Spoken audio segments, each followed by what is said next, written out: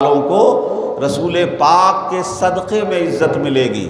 یہاں پر ایک بات کی طرف توجہ دلا دوں کہ یہ ترتیب تو اللہ نے بتائی ہے، توجہ رکھیے گا تو ایمان عقیدہ صاف ہوگا کہ یہ ترتیب اللہ نے بتائی ہے کہ جو چیز اللہ کی ہے وہ پہلے رسول اللہ کو ملتی ہے اور رسول اللہ کے بعد اس کے صدقے اور وسیلے ہی سے سب کو ملتی ہے۔ اب اگر ہم نیچے سے جائیں تو ایمان والے عزت کے لیے اللہ تک نہیں پہنچ سکتے۔ ایمان والوں عزت دینے والا ڈائریکٹ انڈائریکٹ رب العالمین ہی ہے، لیکن ڈائریکٹ وہ صرف اپنے حبیب کو عطا فرماتا ہے اور امت کو رسول کے واسطے سے عطا فرماتا ہے، امت کو رسول پاک کے واسطے سے عطا فرماتا ہے۔ اب ہمیں عزت چاہیے تو ہم سوچیں ہم اللہ کے ماننے والے ہیں، ہم اللہ کے سوا دوسرے سے کیوں مانگیں؟ میرے بھائی یہ سسٹم ہم نے نہیں بنایا ہے، بلکہ جو دینے والا قادر مطلق احکم الحاکمین ہے، جو عزت کا مالک ہے، یہ اسی کا بنایا ہوا نظام ہے کہ عزت میں ہی دیتا ہوں، لیکن لینے کا راستہ یہ ہے کہ مجھ تک ڈائریکٹ آنے کا صرف میرے حبیب کو اختیار ہے۔ تمہیں مجھ سے عزت لینی ہے تو میرے مصطفیٰ کے ذریعے آؤ، میرے رسول کے ذریعے آؤ۔ پہلی عزت اللہ نے رسول کو دی ہے اور اللہ کی دی ہوئی عزت رسول پاک کے صدقے میں ایمان والوں کو ملتی ہے۔ اتنی سی بات سمجھانے کے بعد پہلے میں اب آپ کو پہلے یہ بتا دوں کہ عزت کیا ہے۔ لفظ تو بہت عام ہے، روزانہ لوگ کوئی 10 کوئی 5 کوئی 20 50 100 بار بولتے ہوں گے عزت، میری عزت نہیں کرتے ہیں، اس کی عزت ہے، اس کی عزت بہت بڑی ہے، اس کی عزت نہیں ہو رہی ہے۔ عزت عزت عزت کا لفظ بہت بولا جاتا ہے، اردو میں آ کر کچھ اس کا معنی الگ بھی ہو جاتا ہے۔ لفظ عربی ہی کا ہے لیکن دوسری زبان میں اردو وغیرہ میں آنے کے بعد اس کا ایک عام مفہوم ہو گیا ہے، لیکن میں آپ کو عزت کے معنی پہلے سمجھا دوں، اس کے بعد میں اگلی گفتگو کروں گا۔ عزت جس سے ہے عزیز، عزت کے معنی ہے، پہلا لفظی معنی اس کا کہیں گے تو غلبہ، غالب ہونے والے کو عزت والا کہتے ہیں، جو غالب رہے۔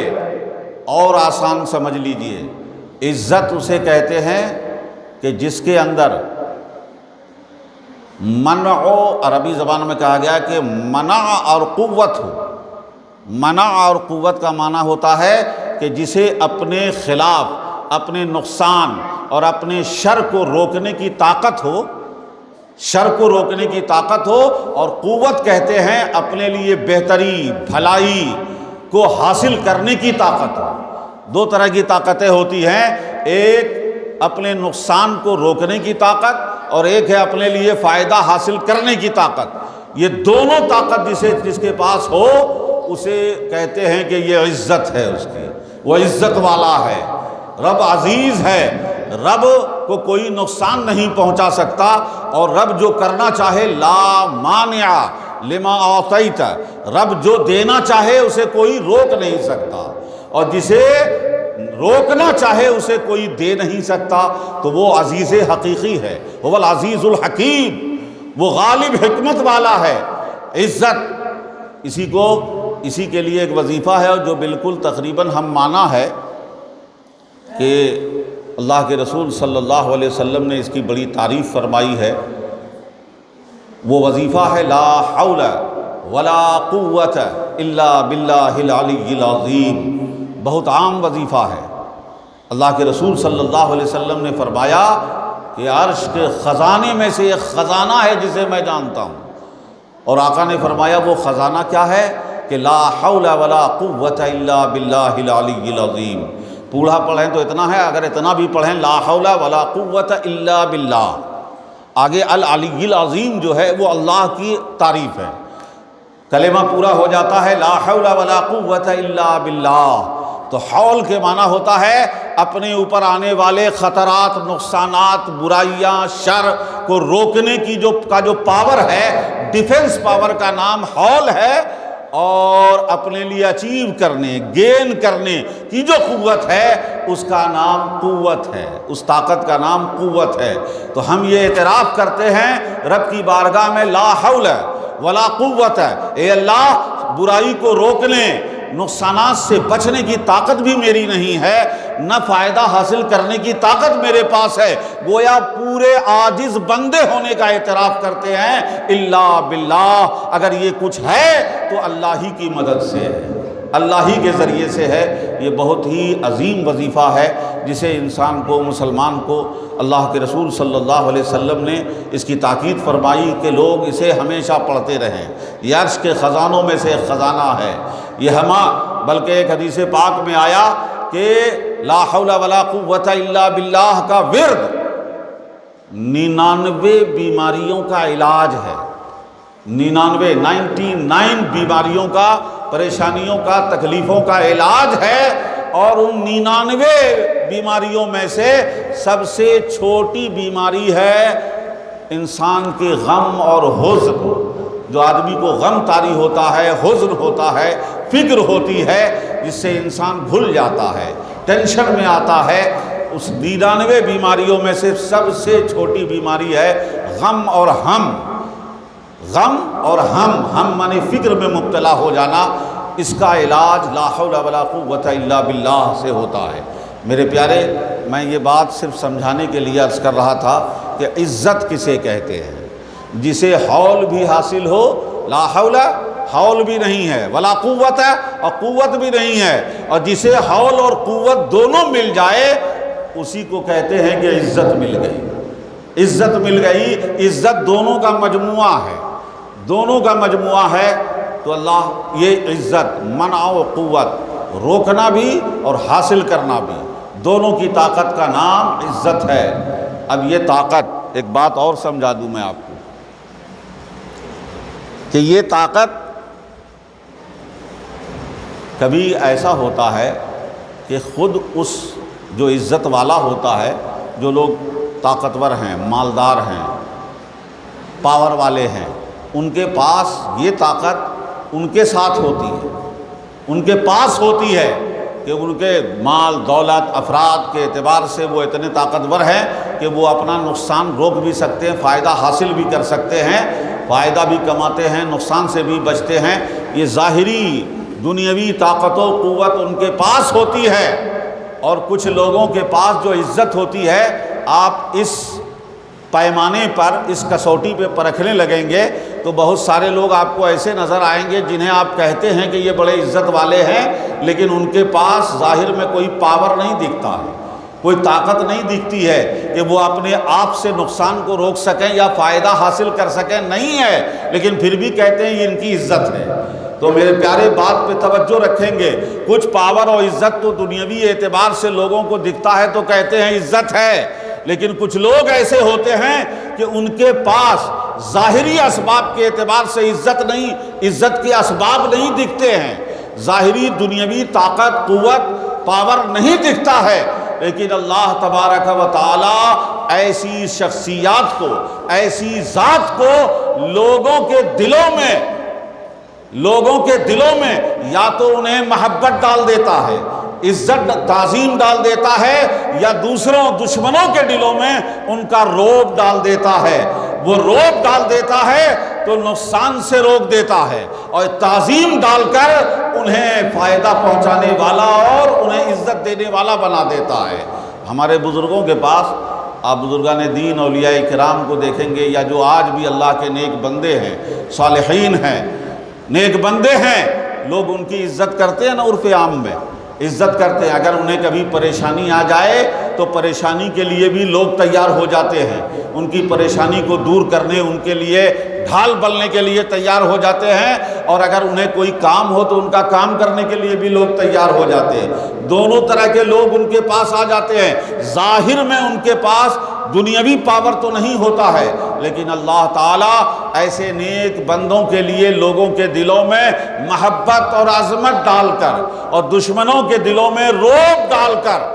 انہیں روک ڈال کر شر سے روک لیتا ہے اور محبت اور عظمت ڈال کر انہیں ان کے ساتھ کام کرنے والا، ان کی مدد کرنے والا بنا دیتا ہے۔ تو یہ اللہ کی طرف سے دی ہوئی عزت ہوتی ہے۔ ایک دنیاوی طور پر، ظاہری طور پہ بنائی ہوئی عزت ہوتی ہے، اور یہ بنائی ہوئی عزت میں یہ ہوتا ہے کہ بہت سے لوگ عزت کرتے ہیں۔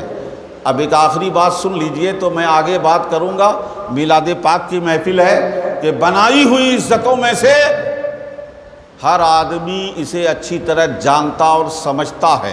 کہ بہت سارے لوگ دنیاوی اعتبار سے لوگ ان کی عزت کرتے ہیں، ان کے سامنے کرتے ہیں، لیکن جب پیچھے چلے جاتے ہیں تو ان کی برائی کرتے ہیں، انہیں برا بھلا کہتے ہیں، عزت نہیں دیتے، گالیاں دیتے ہیں۔ توجہ چاہوں گا، تو جو سامنے کرتے ہیں بات سمجھ میں آ گئی کہ وہ دنیاوی معاملات کے اعتبار سے انہیں دولت مند سمجھ کر، انہیں طاقتور سمجھ کر، انہیں اپنے لیے کہ میں کچھ بولا تو مجھے نقصان پہنچا سکتا ہے اس لیے عزت کرتے ہیں۔ تو میرے پیارے، یہ حقیقی عزت نہیں ہے۔ حقیقی عزت تو وہ ہے جو رب عطا فرماتا ہے کہ سامنے رہے، پیچھے رہے تو بھی عزت کرے، اور سامنے آ جائے تو پیچھے سے زیادہ عزت کرے، سامنے آ جائے تو غائبانہ سے زیادہ عزت کرے۔ آپ دیکھیں رسول پاک سے لے کر اولیاء کرام تک کی تاریخ پڑھیں گے تو جن لوگوں نے ان سے محبت کی، ان کے دلوں میں ان کی قدر و عزت آئی، مولا نے انہیں عزت عطا کی، انہیں ان لوگوں کے دلوں میں محبتیں عطا کر کے انہیں عزت عطا کی، تو ایسی کی کہ ان کے ماننے والے پیچھے ہیں، دور ہیں، تو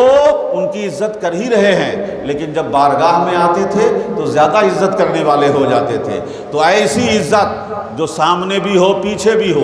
غائبانہ بھی ہو، حاضرانہ بھی ہو، یہ عزت وہی ہے جو رب کی طرف سے عطا ہوتی ہے، اللہ کی طرف سے عطا ہوتی ہے۔ میرے پیارے، میں یہ دیکھ رہا ہوں کہ آج بھی اسلام کی حقانیت کی ایک چھوٹی سی توجہ دلانا چاہتا ہوں۔ بے شمار دلیلوں میں سے آج بھی زمین پر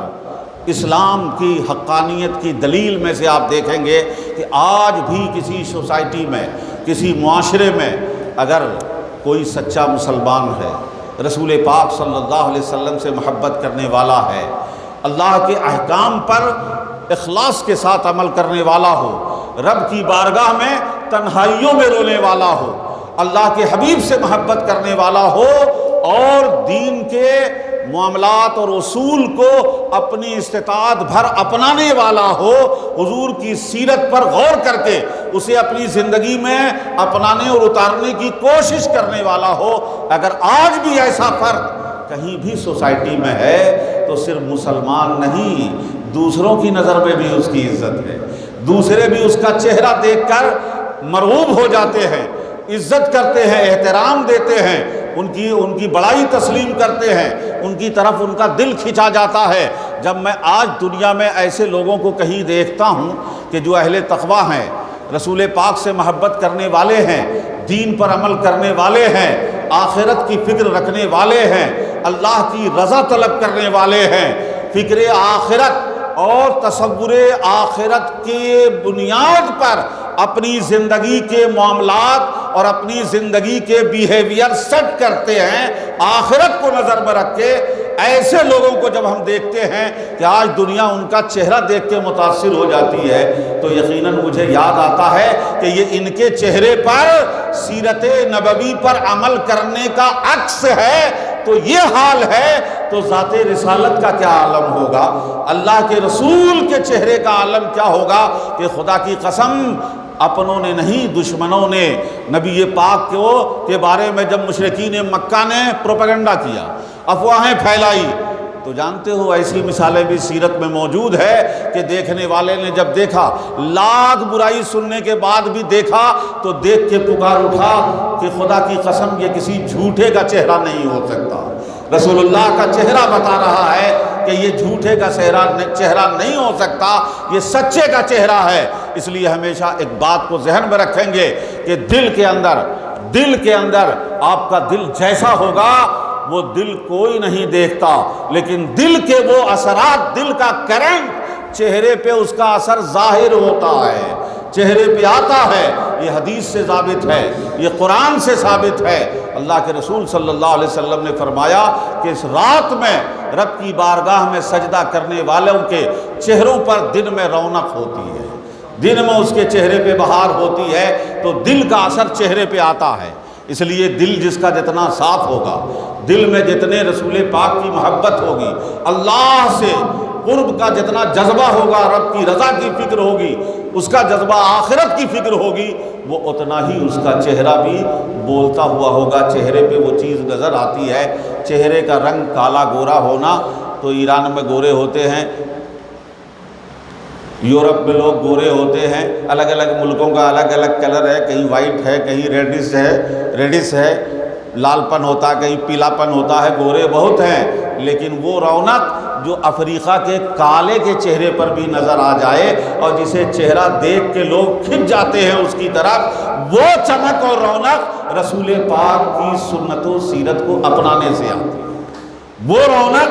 دین پر عمل کرنے، اللہ کے خوف سے اور اللہ کی رضا کے طلب سے آتی ہے۔ تو میں عرض یہ کر رہا تھا، یہ ہے عزت۔ آپ نے عزت کو اگر سمجھ لیا ہے کہ کچھ دنیاوی عزت ہے، دنیاوی اسباب و طاقت کی بنیاد پر بنائی گئی عزت ہے، اور کچھ وہ حقیقی عزت ہے، سچی عزت ہے جو اللہ تبارک و تعالی اپنے نیک بندوں کو عطا فرماتا ہے، اور جو عزت اللہ نے اپنے بندوں میں سب سے عظیم بندے اپنے محبوب محمد عربی صلی اللہ علیہ وسلم کو عطا فرمایا۔ اب یہ بات اگر آپ سمجھ گئے تو آپ دوسرا مقدمہ، دوسرا پہلو مجھے ذکر کرنا ہے کہ اللہ نے وعدہ فرمایا ہے کہ وَلِلَّهِ الْعِزَّةُ وَلِرَسُولِهِ وَلِلْمُؤْمِنِينَ وَلَكِنَّ الْمُنَافِقِينَ لَا يَعْلَمُونَ، کہ عزت اللہ ہی کے لیے ہے اور اس کے رسول کے لیے ہے اور ایمان والوں کے لیے ہے، لیکن جن کے دلوں میں نفاق ہے، جن کے دلوں میں دوہرا پن ہے، ظاہر کچھ باطن کچھ، لا یعلمون، انہیں اس کا پتہ ہی نہیں ہے، وہ جانتے ہی نہیں ہیں کہ عزت کیا ہے اور عزت کا مالک کون ہے، عزت کون دیتا ہے، عزت کے اسباب کیا ہیں۔ تو اللہ تعالیٰ نے عزت کا اعلان فرمایا۔ عزت کے معنی غلبہ، عزت کے معنی نفع نقصان کو روکنے اور نفع کو پانے حاصل کرنے کی طاقت، اپنے لیے نفع یعنی امن ہو، سکون ہو، ہم کو دین پہ عمل کرنے کے پوری راحت ہو، آزادی ہو، ہم فری ہو کر رہیں اور ہم پر کوئی شر اور ضرر نہ آئے، اس کو روکنے کی طاقت ہو، یہ ہم سے دور رہے، ایسی عزت رسول کے لیے ہے یا ایمان والوں کے لیے ہے۔ میرے پیارے اب ذرا غور کریں، اللہ نے وعدہ فرمایا، میں آپ کو لانا چاہتا ہوں کہ آج آپ دیکھیں گے آج کے جو حالات ہیں، آج کا جو ماحول ہے، اور دھیرے دھیرے حالات جس رخ پہ جا رہے ہیں میرے پیارے، میں اس کے لیے آپ کو یہ نسخہ دے رہا ہوں کہ یہ آج کے حالات کا مقابلہ کر لیں، اپنے حوصلے کو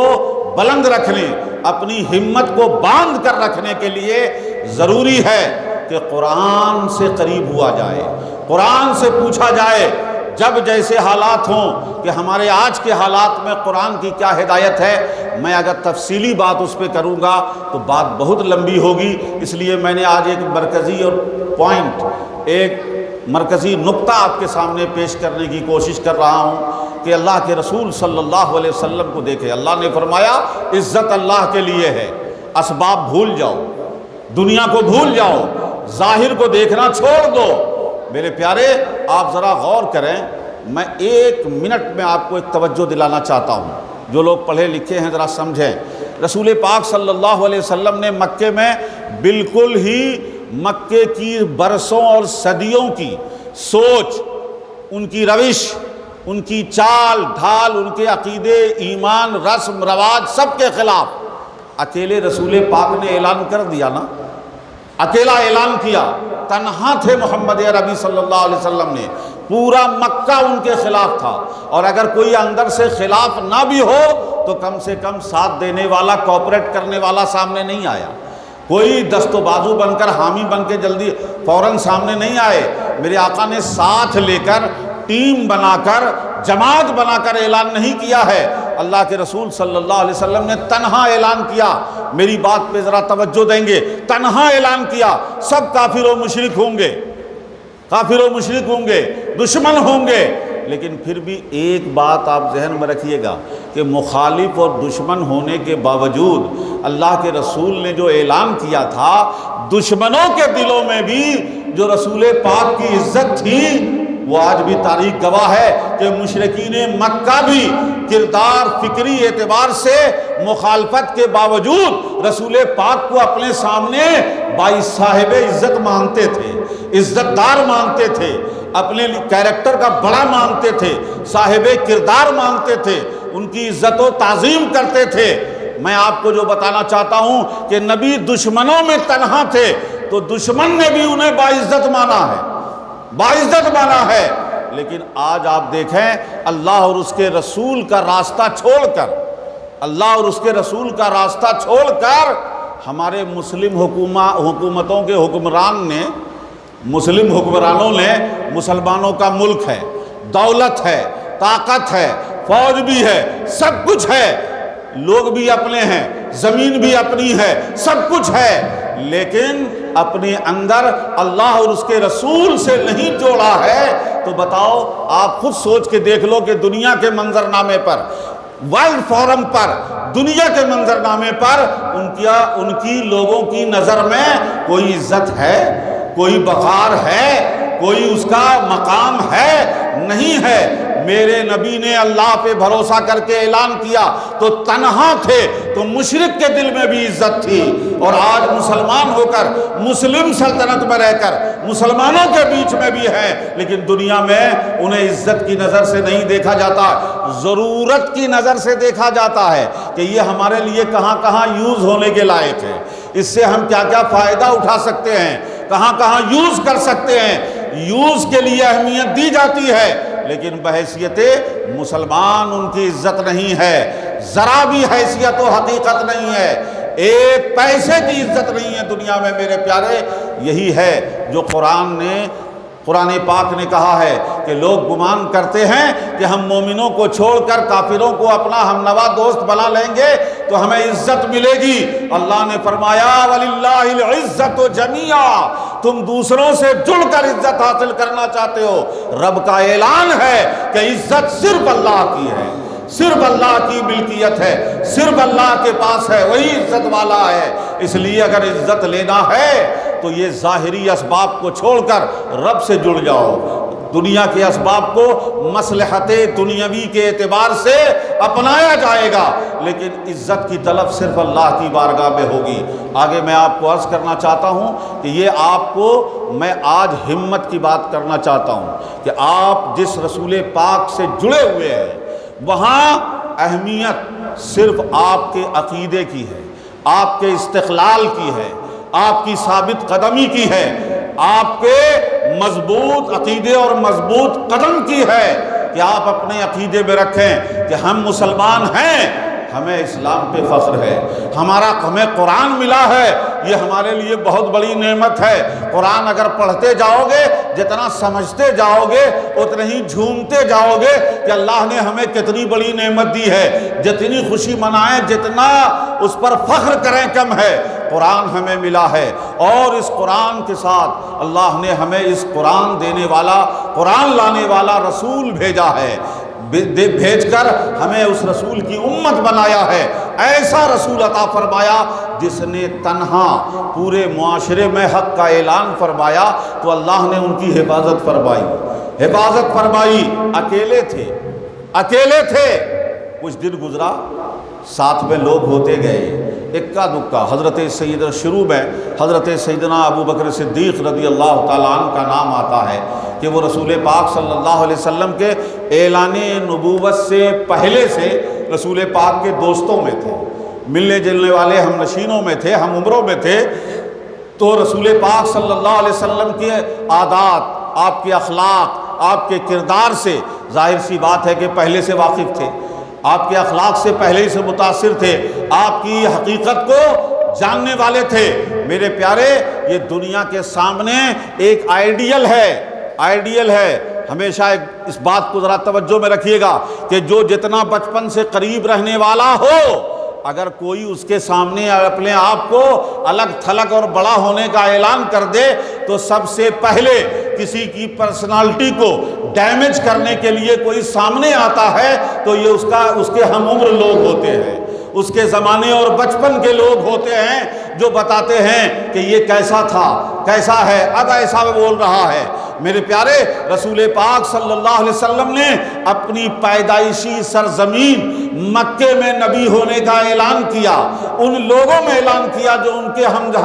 ہم نشین تھے، ان کے ہم عمر تھے، ان کے ساتھ بیٹھنے اٹھنے والے ہم جولی تھے، ایسے لوگوں میں اعلان کیا۔ لیکن کسی نے رسول پاک کے کردار پر بچپن سے لے کر 40 سال کی عمر تک میں کوئی سوال کھڑا نہیں کیا، کوئی انگلی نہیں اٹھائی، اور دشمنوں میں اعلان کیا، سب مخالف تھے، لیکن حق کے اعلان پر اللہ کے رسول صلی اللہ علیہ وسلم اعلان کے بعد ایسے قائم رہے تو اللہ تبارک و تعالیٰ نے پریشانیاں آئی ہیں،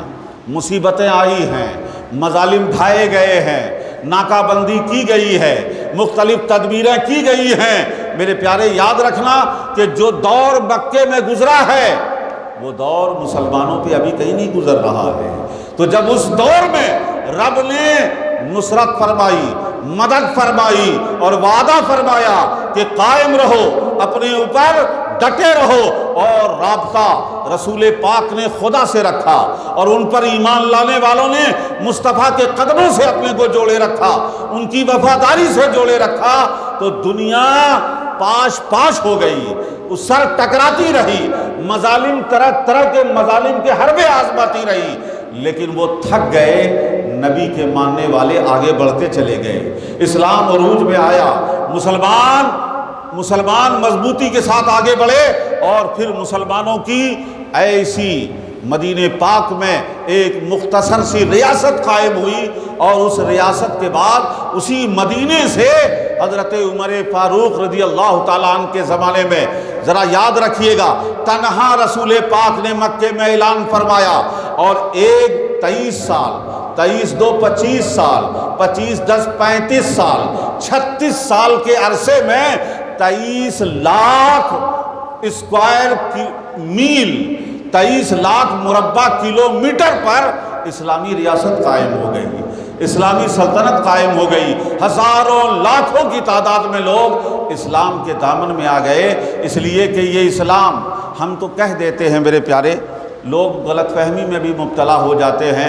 ظاہر سی بات ہے، کسی ندی کے کنارے آپ رہیں، ندی کے کنارے آپ رہیں، کسی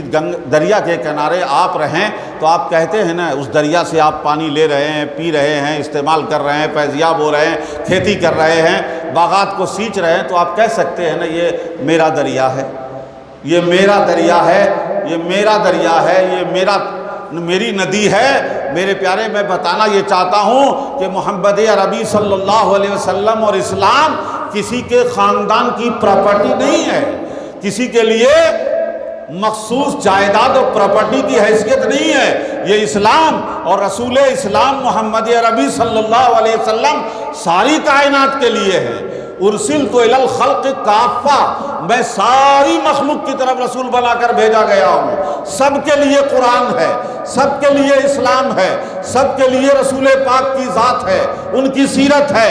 ہم اپنا صرف اس لیے کہتے ہیں کہ ہم ماننے والے ہیں، ورنہ ایسا نہیں ہے کہ ہم ماننے والے ہو گئے تو دوسرا نہیں مان سکتا ہے، دوسرے اس کو نہیں اپنا سکتے ہیں۔ رسول پاک کی ذات ہو یا قرآن مقدس ہو یا اسلام ہو، ماننے والے اپنا کہتے ہیں، لیکن ہے سب کے لیے، سب کے لیے ہے۔ اب یہ وہ خوش نصیبی ہے، یہ کسی خاندان کے لیے، کسی ذات کے لیے، کسی دھرم والوں کے لیے خاص نہیں ہے، کسی علاقے زمین اور ملک کے لیے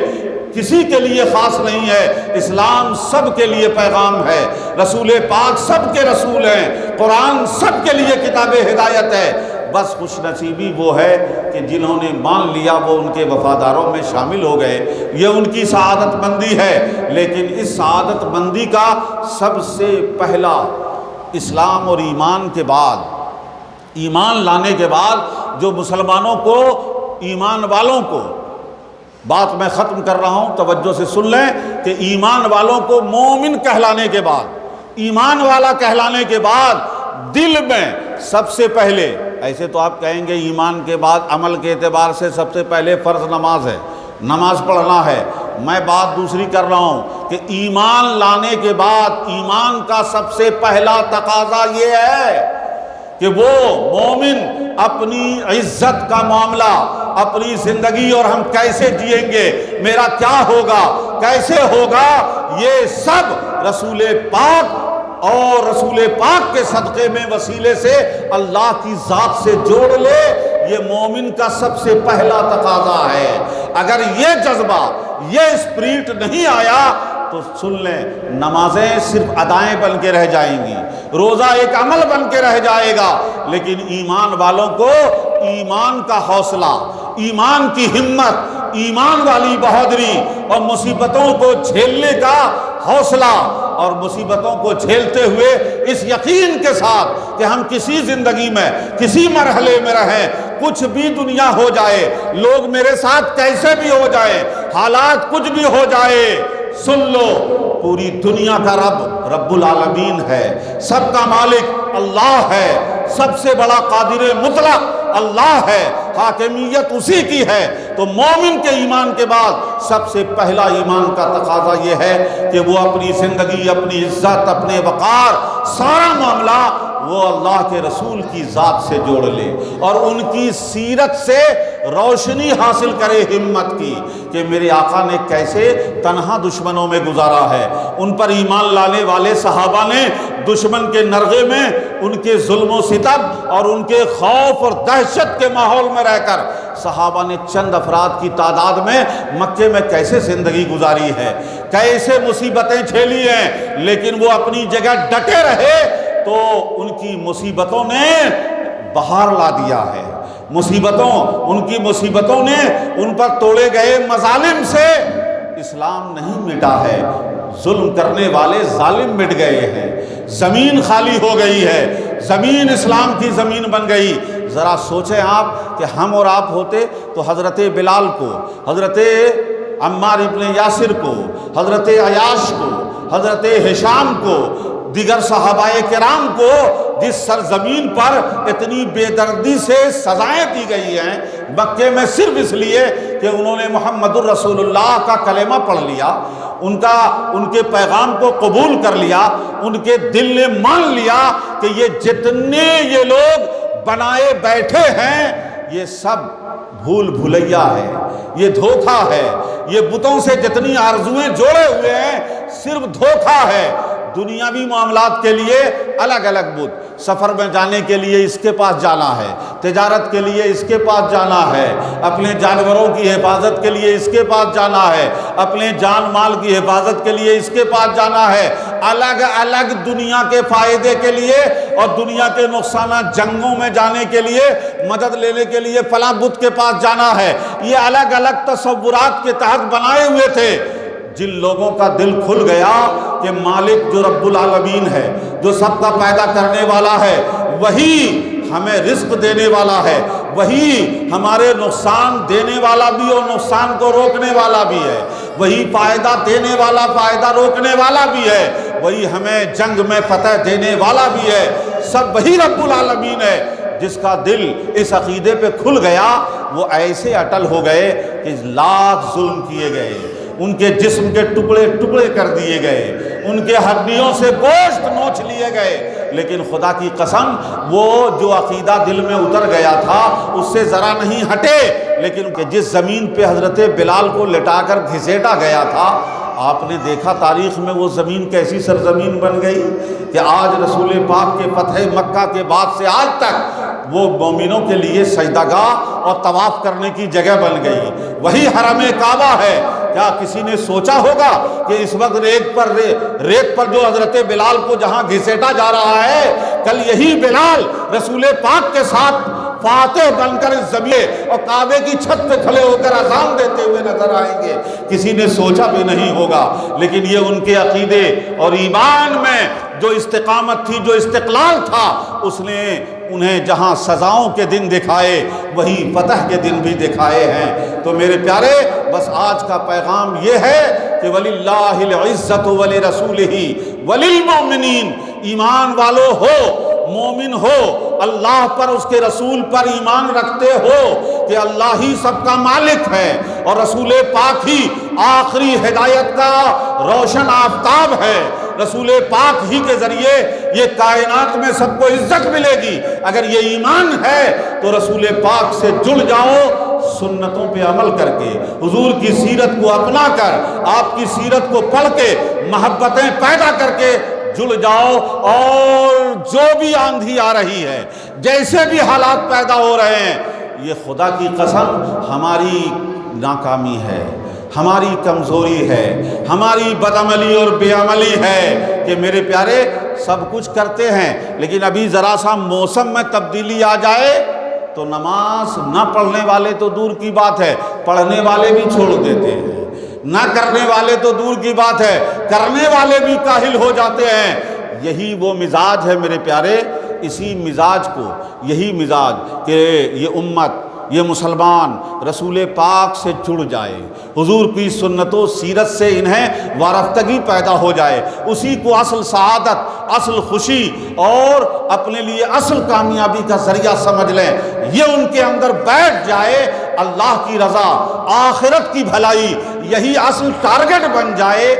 اسی کے لیے یہ محفلیں کی جاتی ہے، یاد بنائی جاتی ہے۔ اگر آپ میری بات سمجھ رہے ہیں تو ذرا ایک منٹ میں سوچ کے بتائیے گا کہ جس ورک کے لیے، جو جذبہ پیدا کرنے کے لیے میلاد النبی کے محفل میں رسول پاک کا ذکر کرنا ہے، تو اس ذکر کے لیے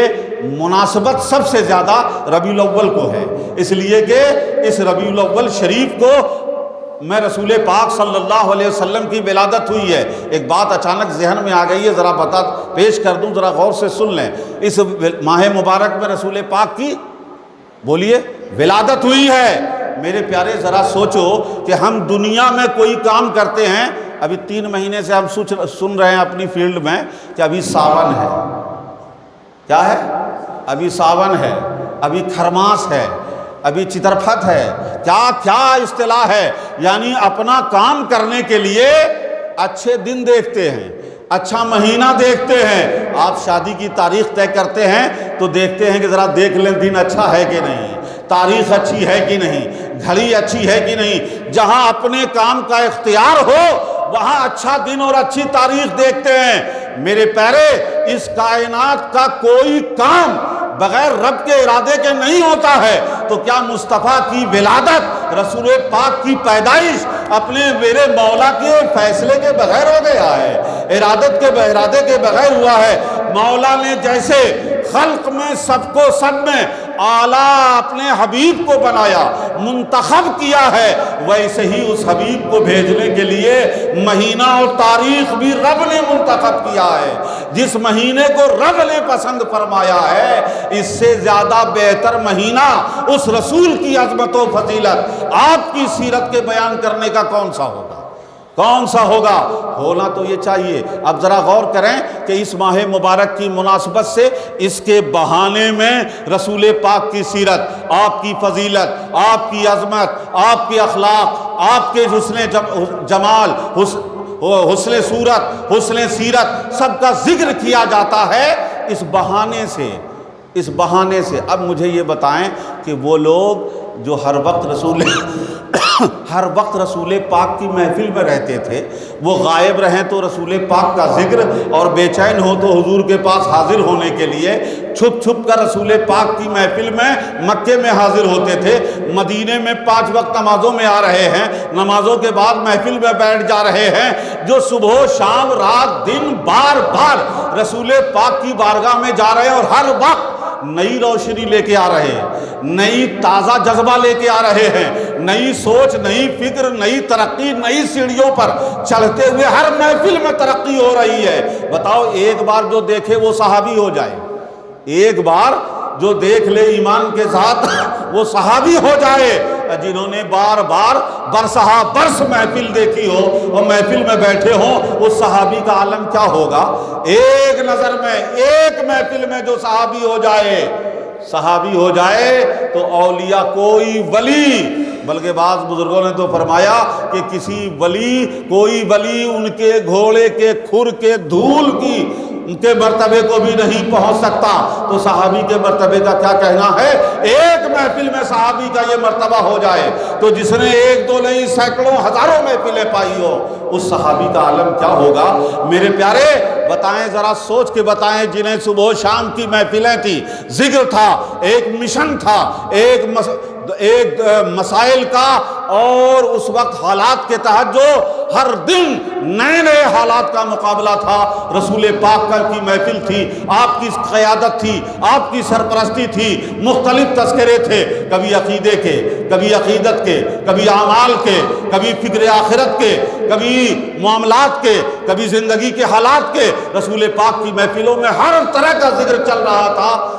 ان کو ضرورت تھی کہ 12ویں شریف میں 12 دن کی محفل کریں، جن کے پاس ہر روز محفلیں ہوا کرتی تھی، جنہیں ہر دن محفل حاصل تھی، ہر دن رسول پاک کا ذکر سن رہے تھے، انہیں ہم آپ کی طرح 12 دن کے محفلوں کی ضرورت نہیں تھی۔ ان کے لیے تو ہر دن 12 ربیع الاول تھا، ہر دن 12 ربیع الاول تھا۔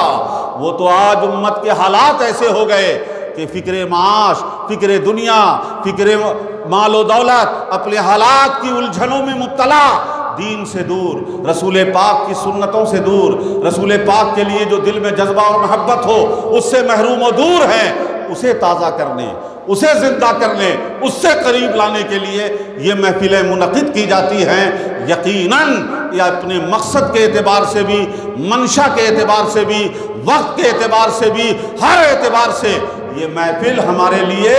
باعث سعادت ہی نہیں بلکہ باعث نجات ہے۔ امت کے لیے، آنے والی نسلوں کے لیے انتہائی ضروری ہے کہ اپنے لوگوں کا رابطہ بارگاہ رسالت سے مضبوط کرتے رہیں، دین و ایمان کی بات ہو، ایمان کو تازہ کرتے رہیں۔ اللہ تبارک و تعالی اپنے حبیب کریم صلی اللہ علیہ وسلم کے صدقہ و طفیل میں مولا ہمارے دلوں میں ایمان کے اس جذبے کو، سوتے کو کھول دے، وہ سوتے پھوٹ جائیں کہ جس سے مومن کی دلوں میں یہ بات جم جائے کہ عزت اللہ کے لیے ہے،